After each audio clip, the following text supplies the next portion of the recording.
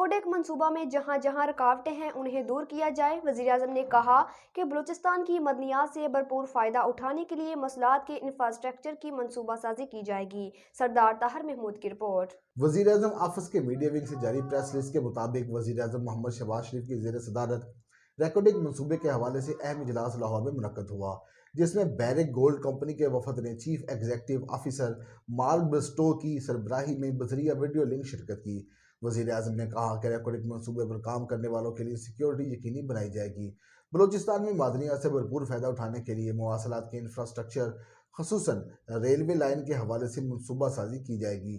ریکوڈیک منصوبے کو بذریعہ سڑک گوادر سے جوڑنے کے لیے موجودہ روڈ نیٹ ورک کی اپ گریڈیشن کا کام جلد از جلد کیا جائے گا۔ وزیر اعظم نے مزید ہدایت کی کہ جہاں جہاں نئی سڑکیں تعمیر ہو رہی ہیں ان کی تکمیل کا کام تیز تر کیا جائے۔ نئی ریلوے لائن کے ذریعے معدنیات سے بھرپور ضلع چاغی مستفید ہو سکے گا اور کان کنی کی صنعت کو فروغ ملے گا۔